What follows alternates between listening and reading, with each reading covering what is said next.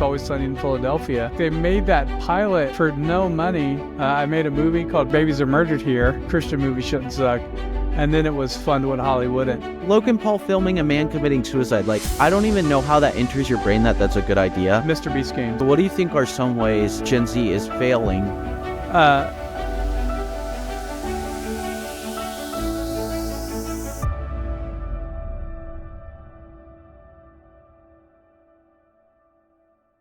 What if I told you that you could choose what movie, what show got greenlit and made? Hollywood doesn't listen to you anymore, and it's become blatantly obvious in the last couple years. They don't care what you think, and only a few people in the ivory tower give a project the go-ahead. Some of these are massive hits, and some are not. The new anime spin-off of The Lord of the Rings released on December 13th and is already being announced to be going on digital streaming after a huge theatrical flop. Don't believe me? The budget for this film was $30 million and only made $15 million opening weekend. One review put the film this way, quote, "It was everything I feared and didn't want it to be. As an anime fan, I had high hopes that the movie would be able to resurge the qualities that made the Lord of the Rings series the masterpiece that it is. Without the enormous budget costs, this movie should have allowed the producers/directors to revive the visual wonders and themes that made us want to watch Middle-earth time and time again. Sadly, this was not the case. The plot drew on quite possibly the most boring, predictable theme possible. Utterly boring with no scale, grittiness, and dominance shown in the Lord of the Rings movies. We all remembered watching Wormtongue shed a tear in disbelief as he first gazes upon the massed formations of the Uruk-hai hordes at Isengard. That's what sells the movies. I at least expected by having the beauty of anime that we would have something on par with Castlevania in being able to show gore and violence. But no, not even a smidge. Some of the animation of the village hall and even the siege tower was good though. The female archetype of the protagonist trying to prove her worth in a male-dominant society is something that we see constantly in modern-day cinema, and this too followed that desperate narrative. Don't even get me started at the bit where she puts on the wedding dress to go into battle. Am I watching a Disney movie or something? 1.5 out of 10 movie. I just wanted it to end so I could go to McDonald's. End quote. There you have it. Personally, I do not like anime at all. I agree with Matt Walsh, who stated that anime is satanic. I stated that from my vantage point, anime is satanic. But this reviewer liked anime, and even with liking anime, he still hated the movie.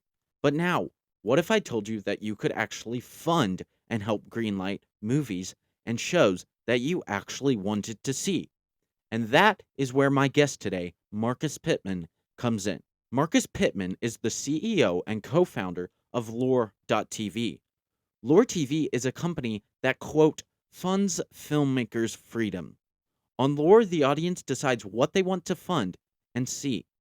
LOOR has implemented a subscription-based model where you, the audience, choose what creator and what show or movie your subscription dollars go to. In today's episode of Creator Corner, me and Marcus Pittman will be discussing LOOR, its founding, how it works, how people can get involved, as well as indie filmmaking and the future of film, whether independent or Hollywood in general. So please welcome Marcus Pittman, the CEO and co-founder of LOOR.TV, to this episode of Creator Corner.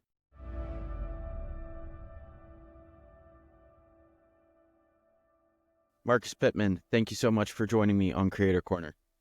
Oh, thanks for having me, man. It's good to see you again. Good to see you too. So why don't we start out with a bit of your background and how you got started with LOOR, and so then we can jump from there to exactly what is LOOR and why you created it.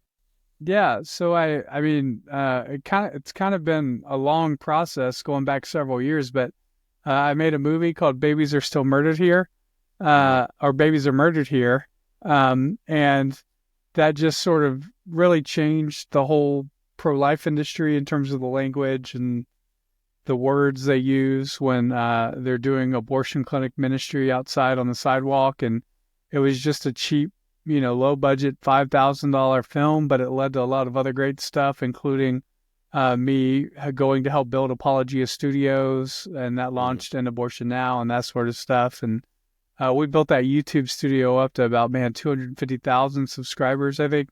Yeah. And before I left, I got a job, kind of by accident. I got a job as head of advertising for the agency that did all of PureFlix's marketing spend. Oh, wow. And so we were spending $1 million a month or so advertising to 65-year-old women, just old people.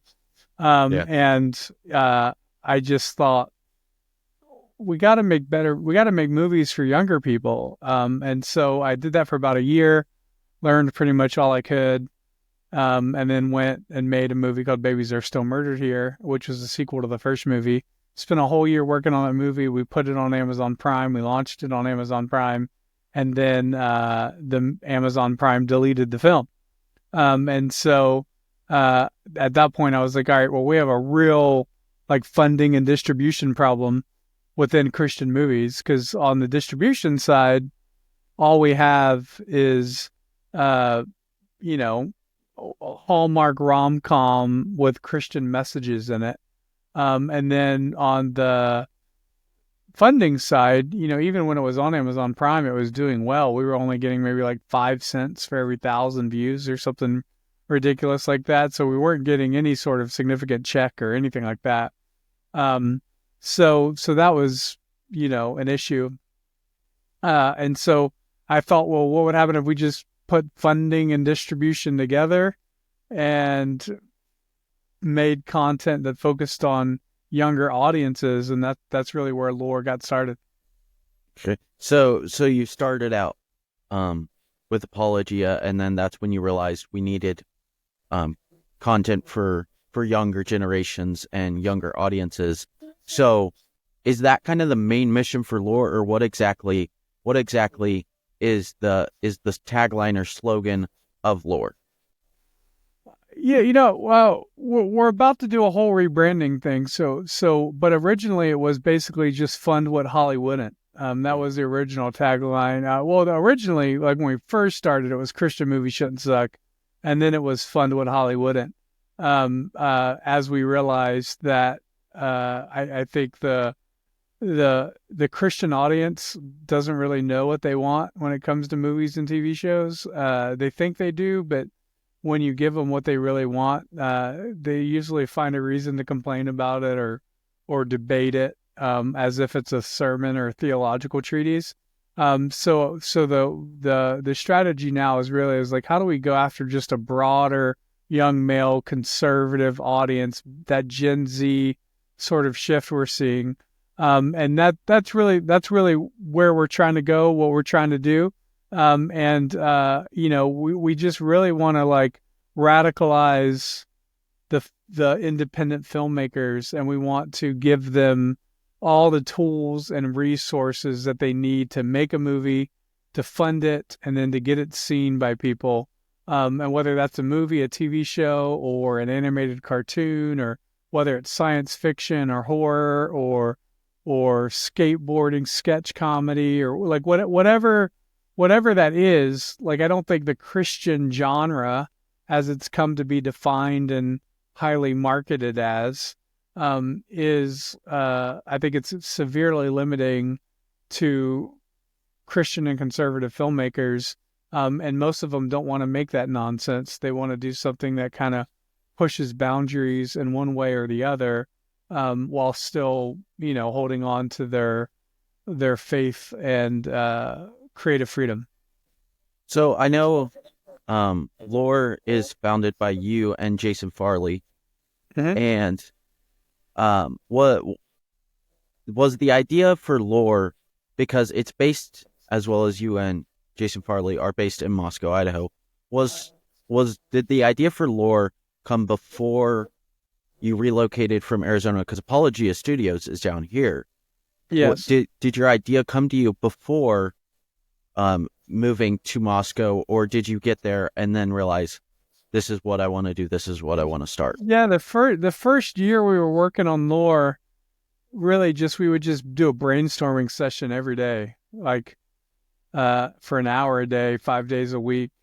Me and Jason and our original founders, Nathaniel and John Speed, we would just hop on a meeting and just discuss what LOOR is, how the economy of loot would work, how microtransactions would be prominent on the platform, and basically just brainstormed what LOOR is, the vision, future, mission of it for months. And then once we got everything solidified enough that we could get our first investor, me and my wife moved to Moscow, one, because Jason was closer, and also because there's just a lot of really solid business people in the town they get advice and lean on. And Apologia was a much younger, newer church, so there wasn't a lot of leadership in the church that had as much business experience as in Moscow. And I thought, if I'm going to do it, I need to move to where there's some brilliant business-minded folks that can kind of give me advice when I ask and stuff like that without having to pay a massive consultation fee. Yeah. It's one of the benefits of being in a church. So yeah, we moved there, and it's been great. Yeah, we moved at October of 2020, right during the height of the COVID madness down here anyway. Yeah. So you mentioned loot, and I've looked at LOOR's website and seen how the system works. But for those who don't know, how exactly does LOOR's system work? Because it's a subscription-based model, but then you have this loot, and you invest in a TV show or a short film or a movie. So how does exactly that system work? Yeah. Oh, I think it's easier to explain how every streaming service works. So every streaming service, the way it works is about 50 to 60% of your monthly subscription goes to Hollywood executives who spend that money on content for the platform. So the more subscribers you have, the bigger their production budgets, the more money they have to spend on content, that sort of thing. That's how every major streaming platform functions as a model. The way LOOR works is that 50 to 60% of your money, instead of it going to us to decide what kind of content goes on the platform, the subscriber gets to allocate that money in what we call loot. Every week you get loot. That's a percentage of your monthly subscription, and you can spend that loot on the artists and the projects that the artists want to make directly. So the audience is actually the executive who's greenlighting and funding projects. And so that is how it works. And then, of course, if you really like a project, whether that's Barely Biblical or some other show on the platform, like Florida Lee is really popular, you can actually buy gold loot, which is just bundles of loot to allocate, your dollars. So whether you want to spend an extra $12 this month or 50 or 100 or more, you can contribute that directly to an artist. So kind of like Patreon in that sense, where you're funding the artist directly, but it's not like Patreon, because once a project is funded, anybody who's a paid subscriber can stream the content. So yeah, no. So what would you say to someone who sees LOOR, but then you've also got these other companies like Angel Studios who have, their guild, and the guild will approve films and then they'll release it in, a theatrical release. Yeah. What would you say to people who are like, well, that's kind of just like Angel Studios, where the paid subscribers not necessarily fund the project, but maybe fund it in a way by, giving monthly dollars to Angel Studios, and they take that and make it.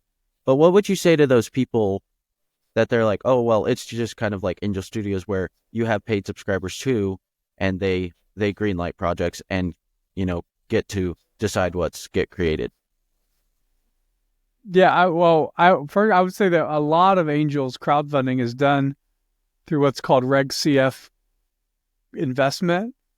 So when you donate to a project, when you donate to a project with Angel, you're actually you become an investor financially in that project. And so there's a lot of SEC oversight, a lot of regulatory paperwork, and a nightmare trail.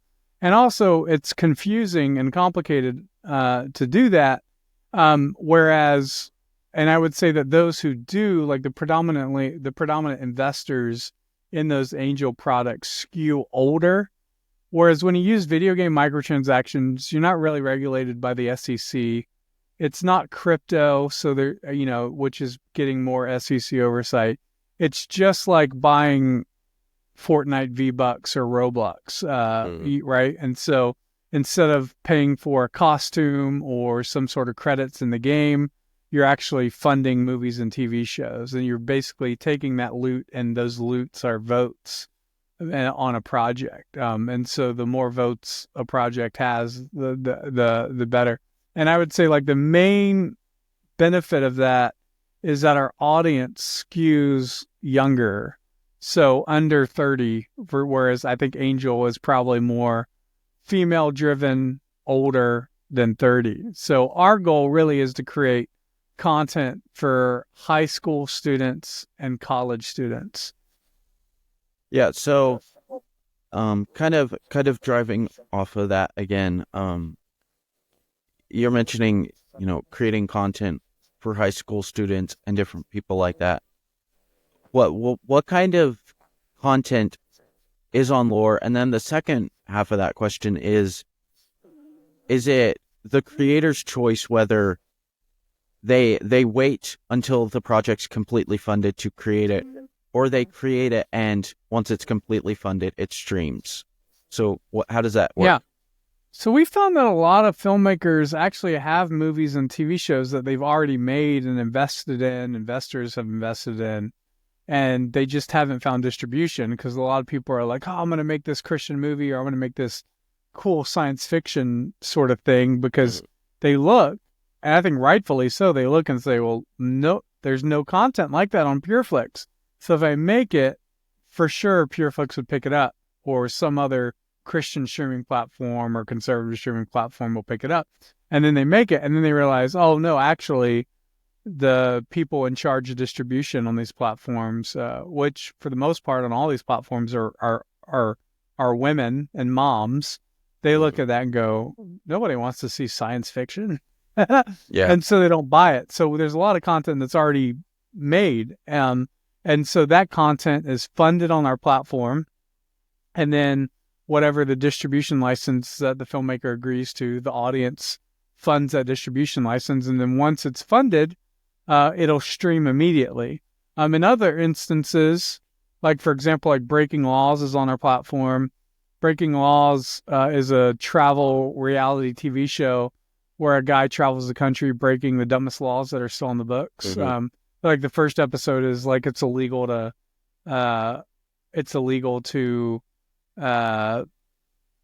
loan a vacuum cleaner to your neighbor.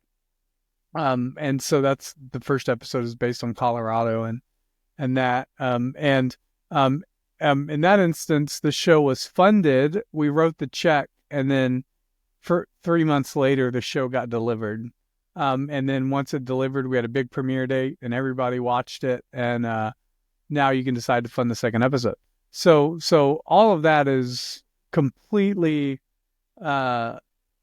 feasible, whether you want to make a movie and have it go into production, it's just an idea, or if you have something that's already just sitting around, that's, a lot of instances, there's a lot of great content on YouTube that has like 5 views because it just never got picked up by the algorithm, and like a lot of work went into that content, and it's really good. And so that's the kind of content, we search for.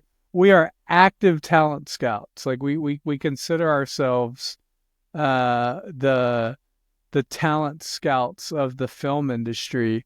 There's not a lot of those anymore. Everything is really based off of who are the big name people that we can get that's already well known.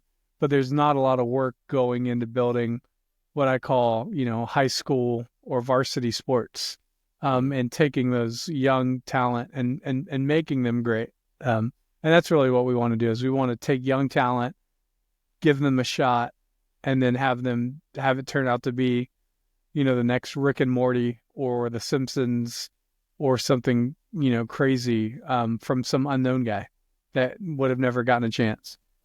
So when they sign on this distribution agreement, is there specific rules that you can't distribute it elsewhere until 6 months or a year is over on LOOR? Because I believe the documentary Gothics is streaming on LOOR, but I Yeah, believe it's also so streaming on Prime. So how does that work? yeah, so Gothics premiered first on LOOR, and then we negotiated the exclusive time period with them. But the standard is for us is if a project funds on LOOR, we get a 2-year exclusive, and then after that it's non-exclusive after that. So basically the artists can get their projects funded and made, and in exchange for us providing the ability for the content to get made, we get a 2-year exclusive on it. And but it's only on the streaming.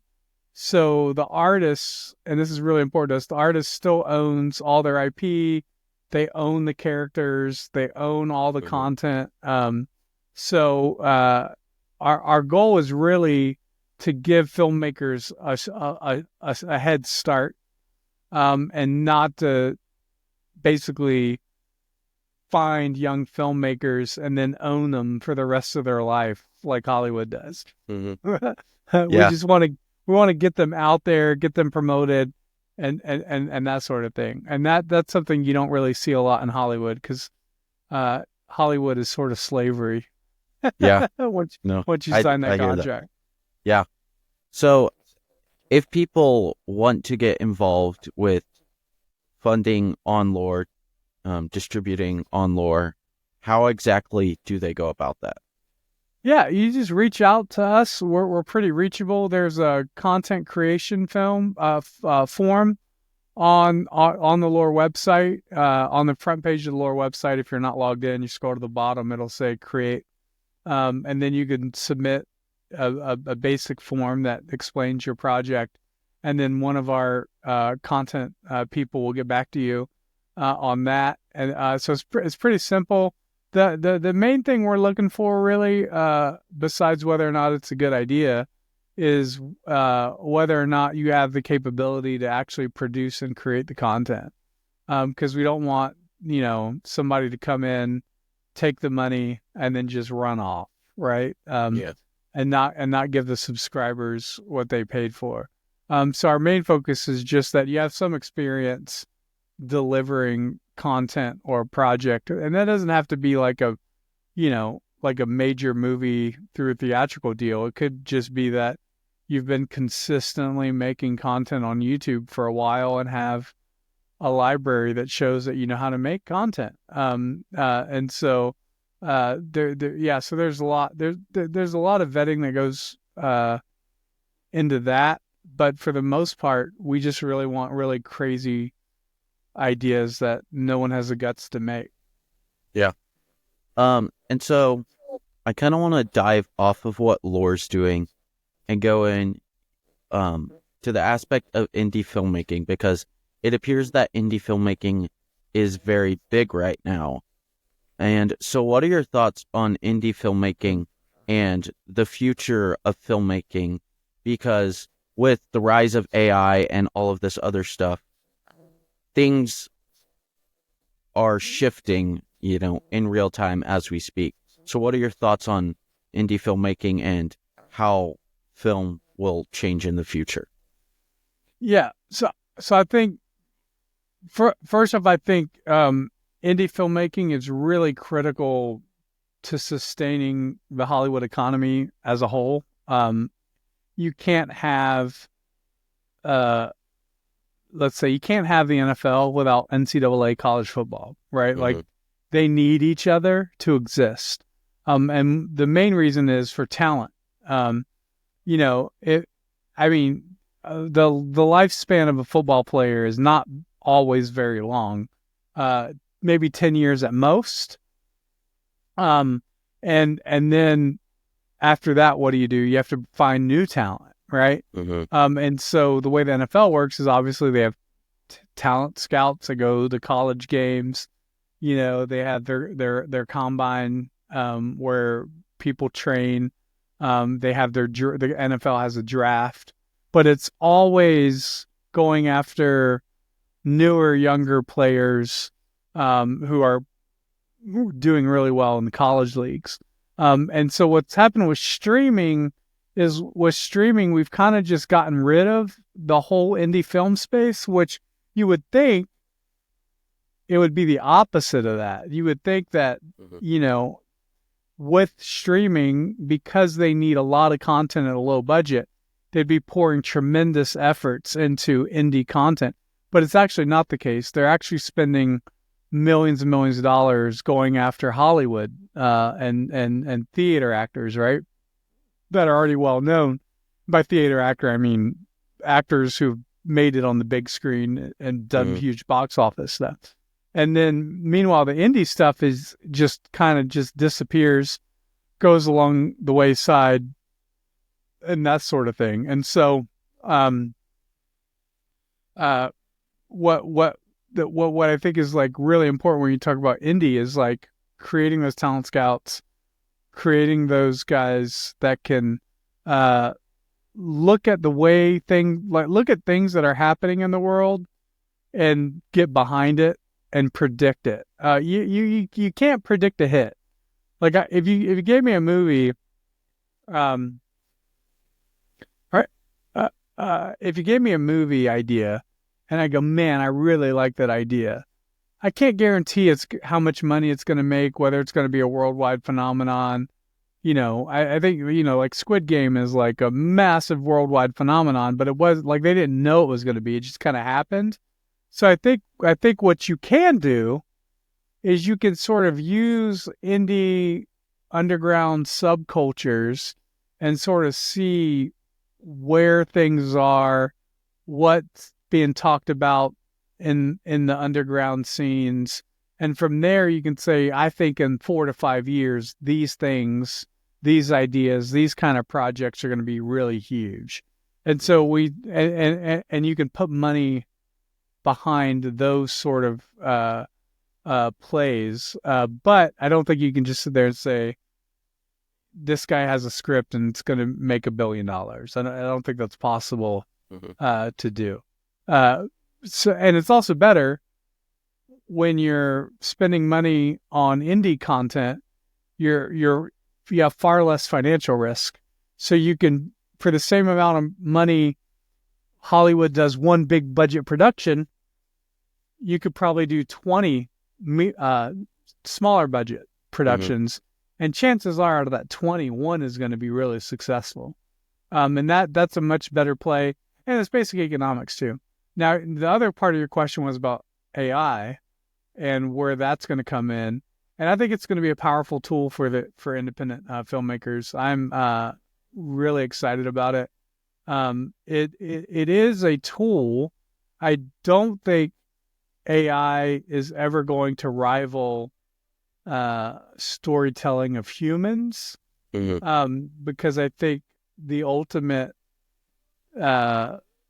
what makes a good story is whether or not the creator of that story has actually lived it.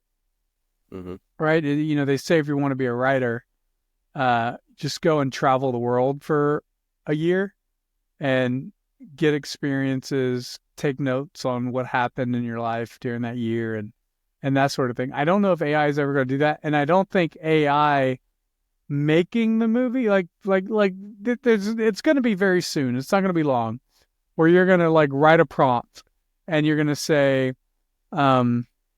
hey, make a movie about our family trying to find Santa on Christmas. And you're going to make that prompt, and AI is going to make a full feature-length movie in 5 minutes with your family as characters and this story. And that'll be really fun in the same way like a board game is fun. Yeah. Or what's that card game? apples to apples, right? Um, like it's the same story, sort of family storytelling thing, whatever. But that's never going to be the same thing as like actual narrative storytelling with craft and cast and crew.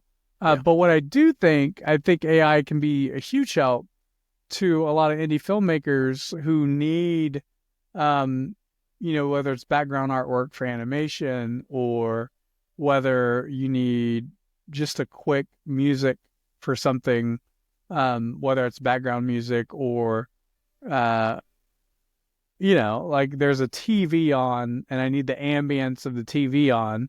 And if AI can just quickly make uh, a fake news report really quickly and put that as a background for ambience, like those are like tools that indie filmmakers can use that would usually be every element would be hand done, and that's just very costly and expensive and not practical for an indie filmmaker. A lot of people say, "Oh, this is going to take, this sort of stuff is going to take money from artists in Hollywood," but it's not, in the sense that an indie filmmaker was never going to hire a professional a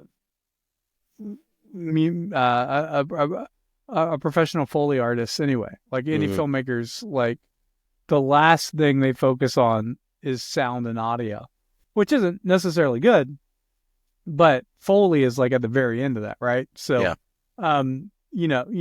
So any way you can use AI to generate elements of your film that help make it better and more watchable, I think is really important, and that's going to be really beneficial. So I don't see AI as a threat. Well, it is a threat if you're not talented and you charge too much, right? Like that's really where the shift is going to be, because I think it's going to pop the bubble on how much a movie costs to make nowadays, and that's a good thing. It just, in any economic situation, whenever you have something that's disruptive, that disrupts prices, high prices, and reduces prices, it's just good for everybody. Yeah, no, because I definitely hear a lot of people nowadays with the rise of AI. They're so worried that, oh, AI is going to take my job. And I don't remember exactly who I heard say it. They're like, AI is not going to take your job. It's just going to become an asset, instead of you're a writer and then AI comes along. It's not going to become the writer and you're going to become nothing. It's rather going to be another tool in your tool belt that you're going to be able to use. Right. So we've talked about a lot about Gen Z, and you've talked a lot about Gen Z and the kind of power and say in today's culture. So what do you think are some ways that, whether it's in film or media or whatever, Gen Z is failing and succeeding today with the amount of power that they have? Well, I don't know if I would say Gen Z is failing. I think the older generations that came before them have failed to respect them and to build things for them.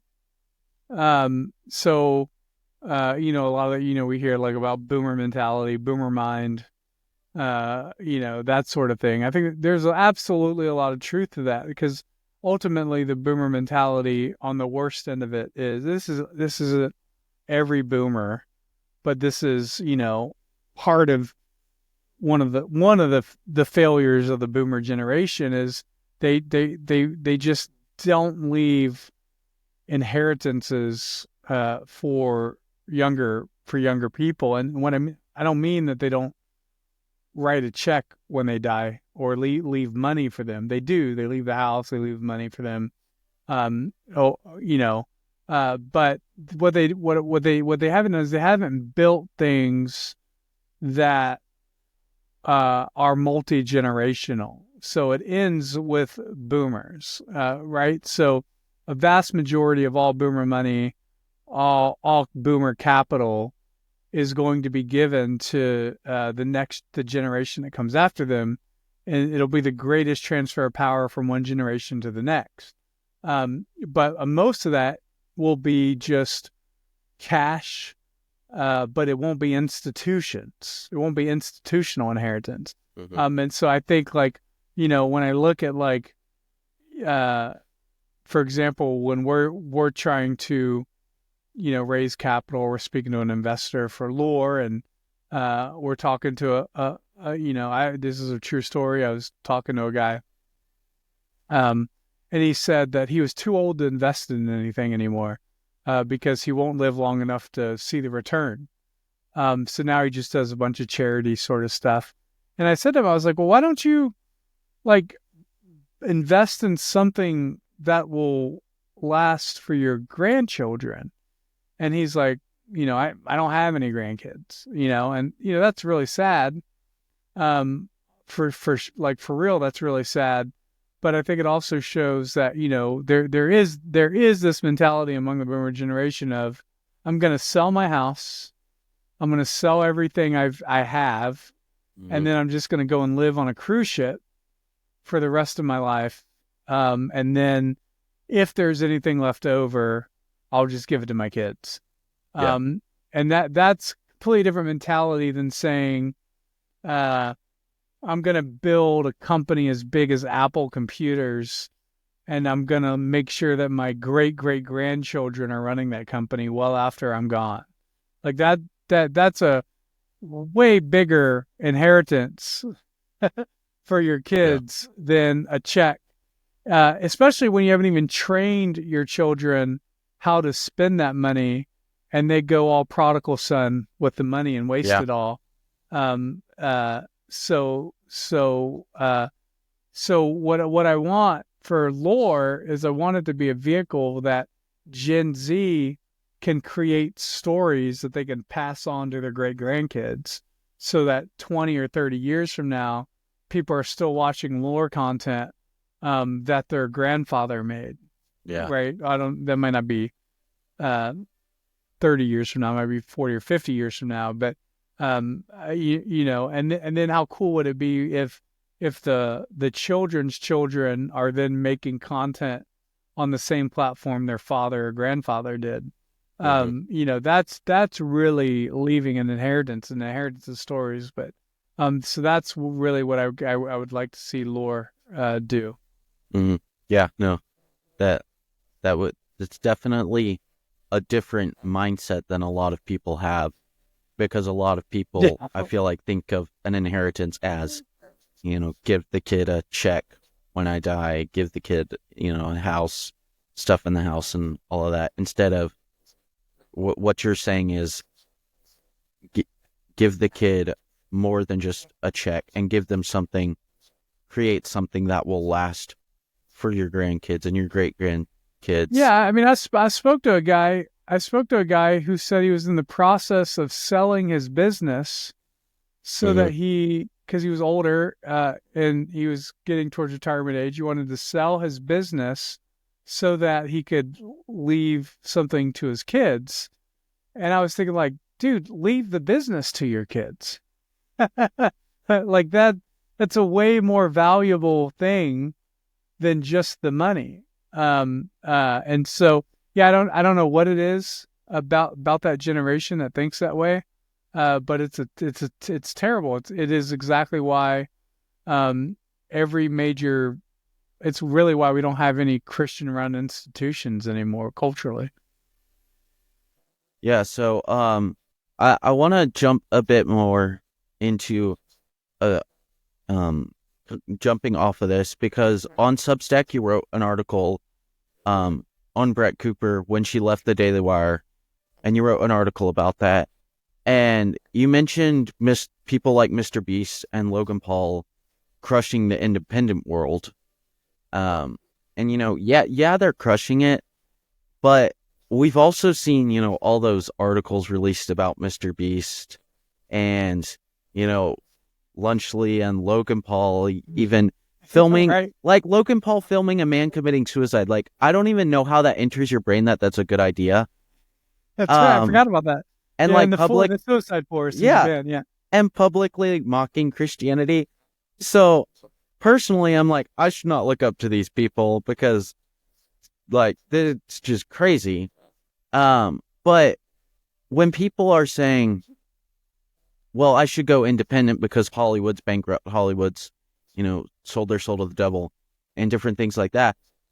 But then these people like Mr. Beast and Logan Paul are the people you look up to, for you get ideas from because they're the ones crushing the independent world. But they don't want to look up and garner ideas from Mr. Beast and Logan Paul, rightfully so, because of the different things. What would you say to them? They're like, well, I want to go independent, and maybe that's where LOOR can come in and offer them a place to be. But they're like, I want to go independent, but there's not really good role models that are super big and crushing it in the independent world. Yeah, there's not a lot of really good role models, especially on the independent content creation side.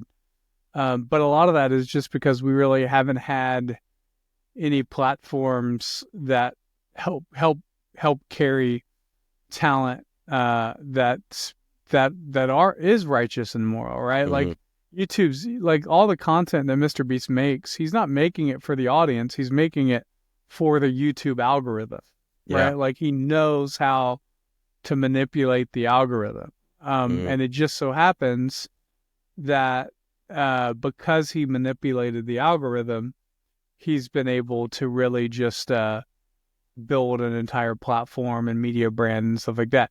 Now, I wouldn't fall along the same lines of saying like, oh, Mr. Beast and Logan Paul are bad role models, therefore we can't learn anything from them.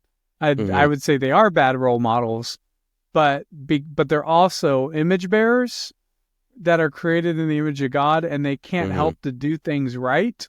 And so, I mean, this is like we can get a complex discussion on like presuppositional apologetics and stuff like that. But I think when we look at artists and they make a good art, or we look at filmmakers and they make a good movie and they're not Christians, the only reason they did that is because they're created by the same God and they reflect him, even if they fail to acknowledge it. So, that's why I think you can watch Mr. Beast and go, like for his Mr. Beast games, it's just on Amazon Prime, it's like $100 million. I read the IGN review and I was like, oh, another YouTuber trying to make long form content. This is going to be trash. But like, I'm like second episode in, and I actually think it's a really great show. I actually think it's a really great show. And like, there's a lot of like manipulation and psychology of, like just like in season 2, I was in the second episode we watched, they had one person from 4 teams, who quote couldn't be bribed, right?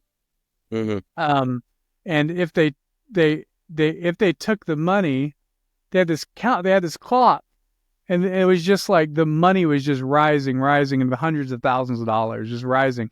And if at any moment one of those 4 members hit the button, they were safe, but like 50 people on their team got immediately eliminated, right? So here you have a guy, he's going to get the money and he's going to get the protection. And the goal is to find somebody who won't be manipulated and motivated by that. That is a really good, well thought out plot point for a reality TV game show that's based in loyalty and greed, right? Like it recognizes sinful aspects of men. And like, like I watch it and I'm like, well, I signed the contract knowing I'm going to be on a reality TV show and it's dog eat dog. And for sure I would take the money. And get safety, right? I think as a Christian, I would have no moral qualms about that at all, because, we all signed up to play the football game.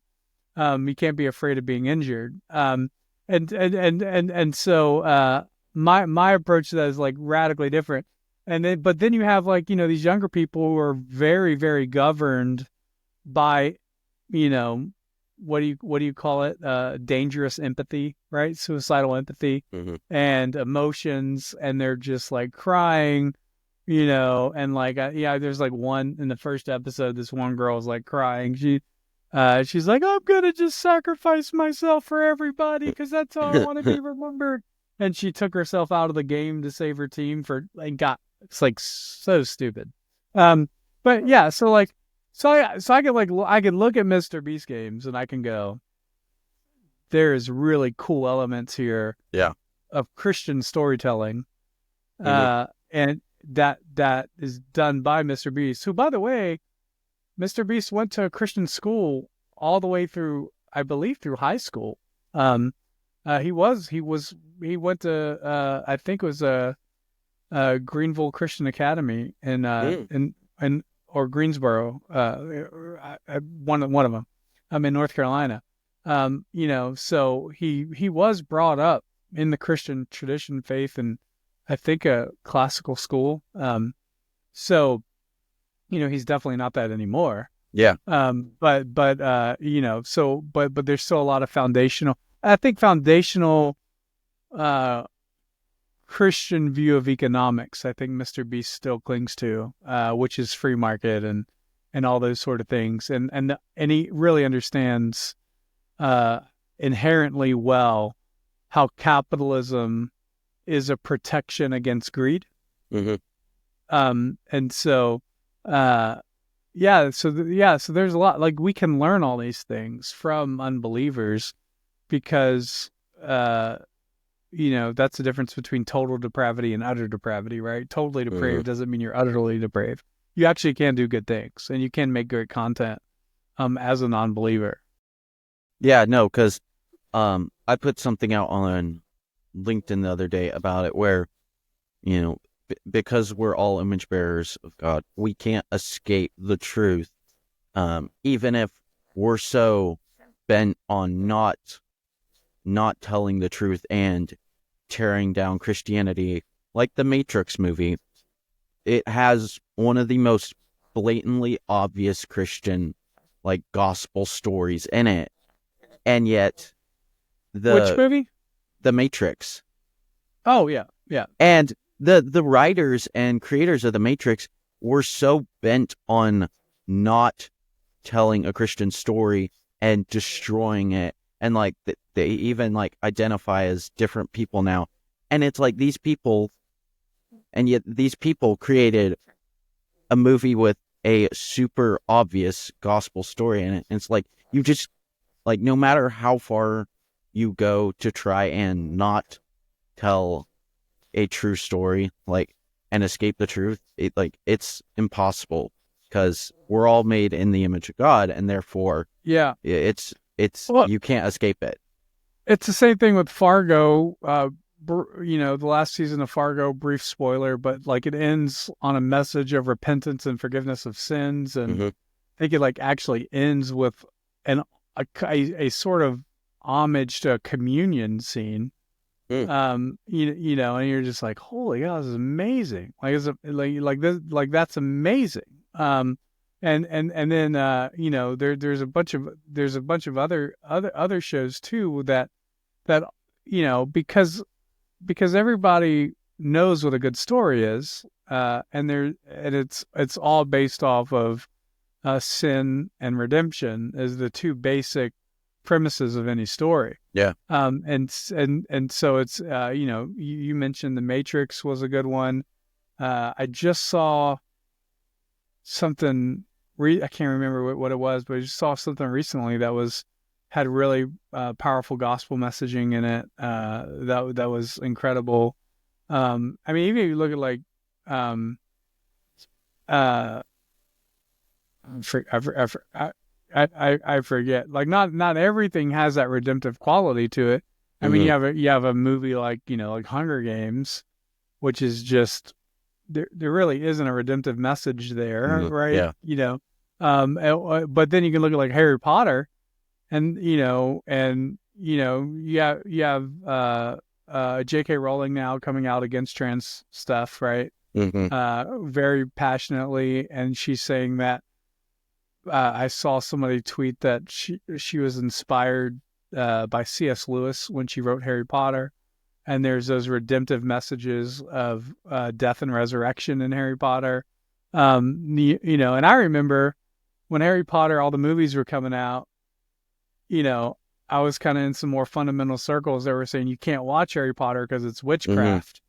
And now I look back and go, that's absurd, and I remember a line, it might have been Nate Wilson or something. It was like the first sorcery battle, in the world happened with Moses and Pharaoh with the snakes, right? Yeah. Right. So, that sort of thing like radicalized me to like, let the story speak. And a lot of that's really hard to do, especially in like televised series too, right? Because I was thinking about this the other day, is like, when you think about like Squid Games, it's like, this show is awful. There's no redemption there whatsoever. Yeah. But then like part of me was like, but it is only the first season, right? So you have, it's possible that it could be.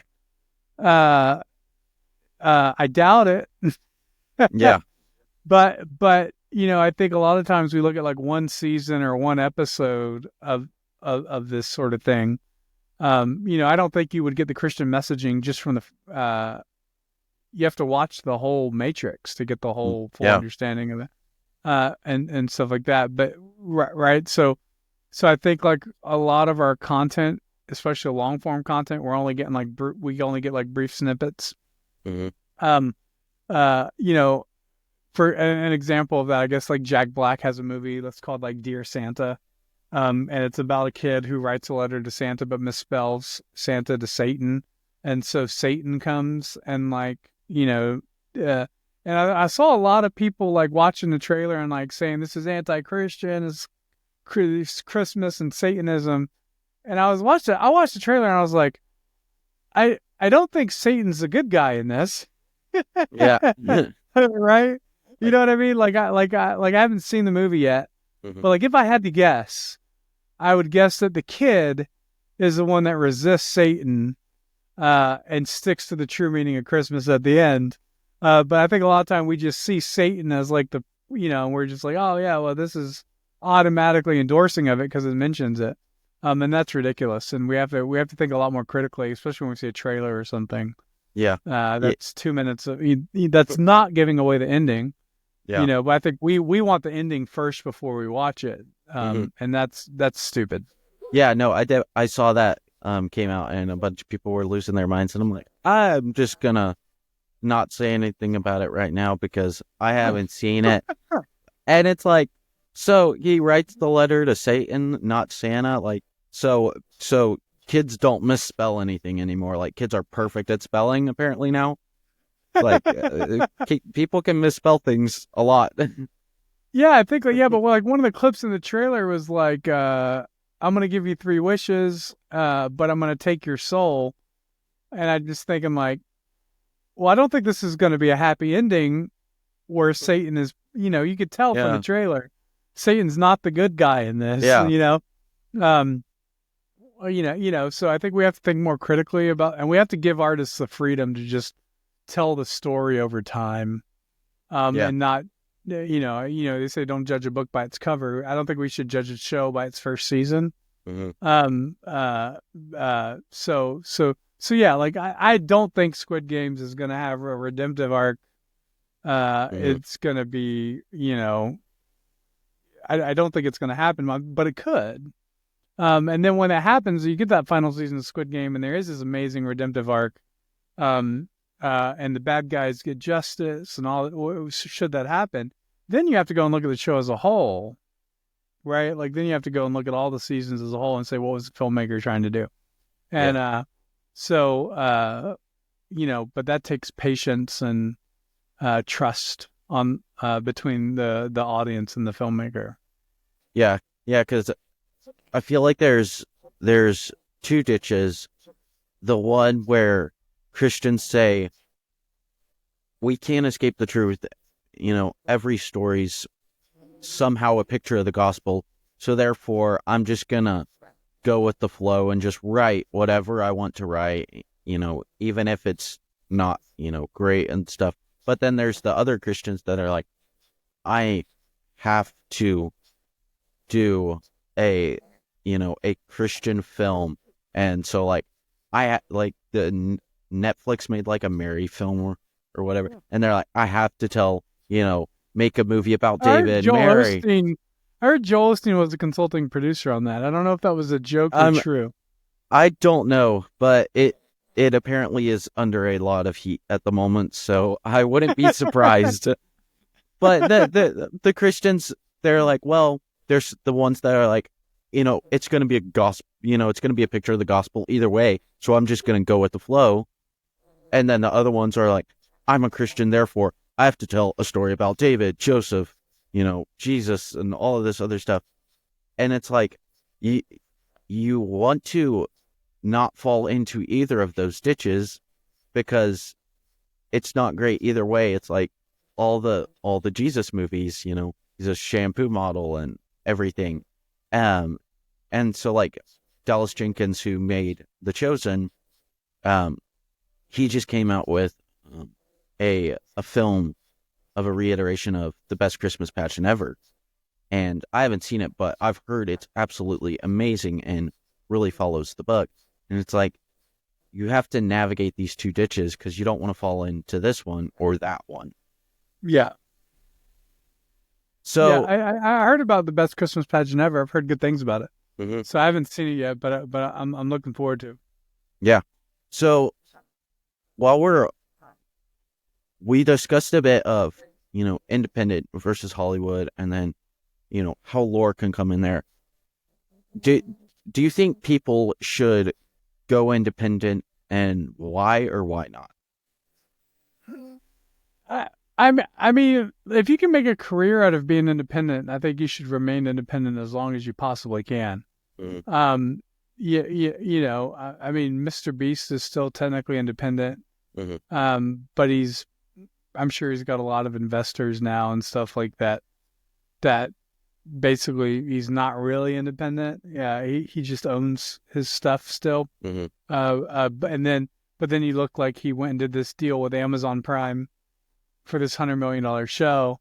Well, that's not independent, right? Like that's a major studio production, that sort of thing. Mm-hmm. So I think you should as long as you can.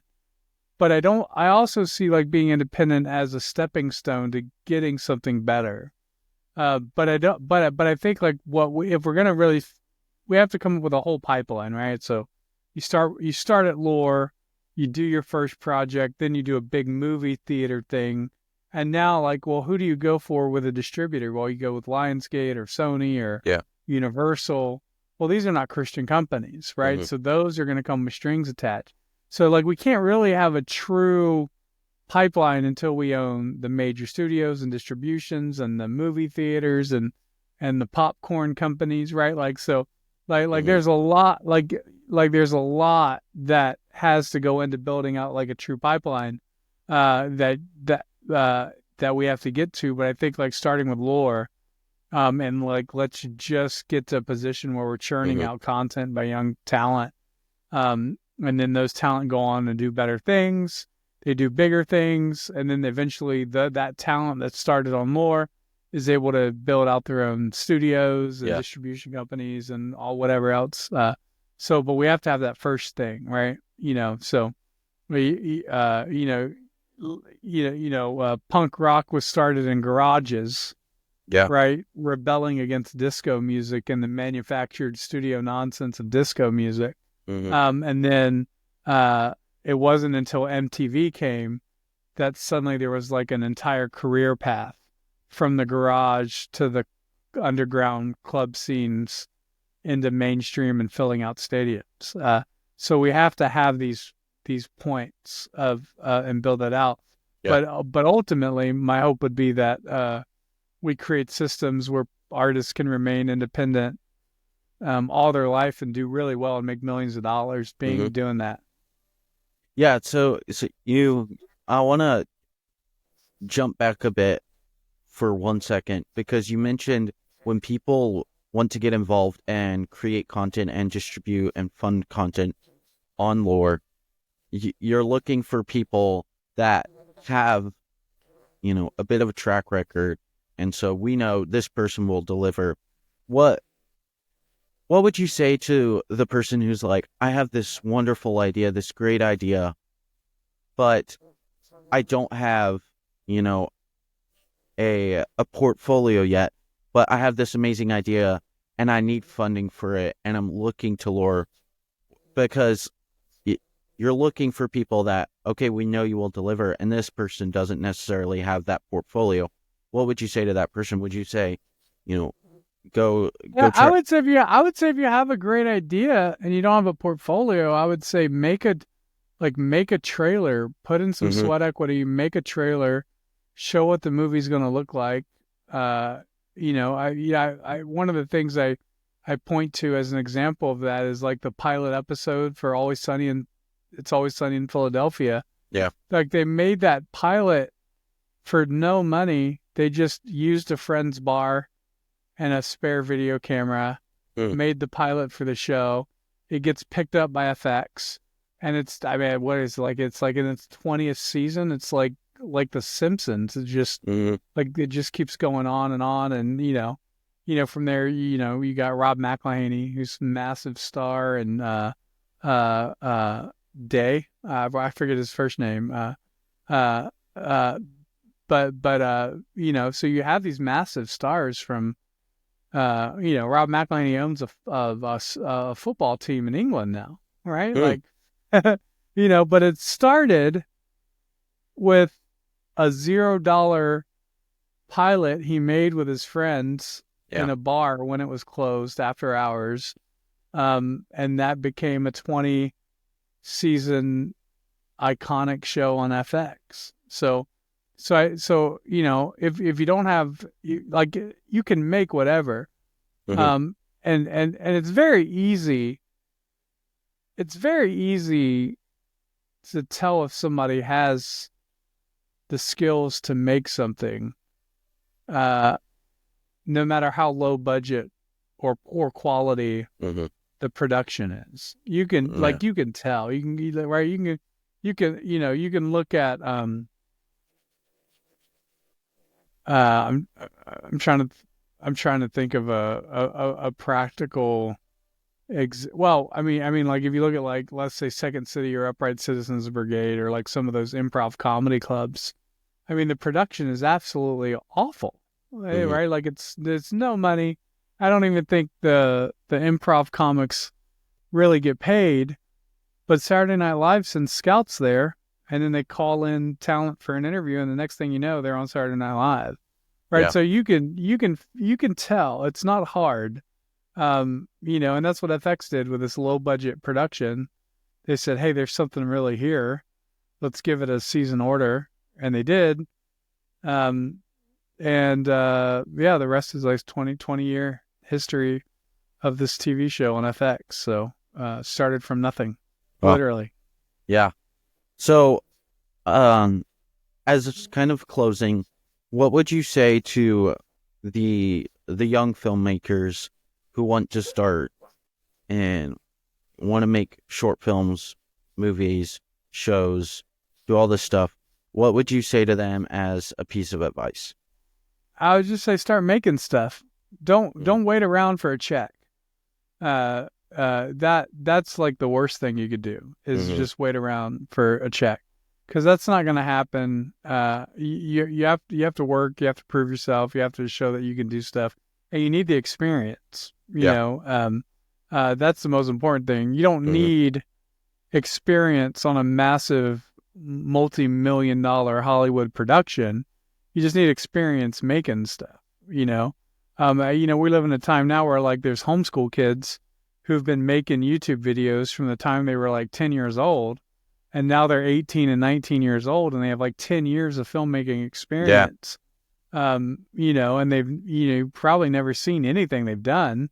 It's probably all family videos and movies, and then but they're ready, far more than a film school student at USC is. So just start making content, get that. I think I heard it says like, it's like 4 years, until you can master something, and then like Mhm. 10 years before you're like actually paid for it.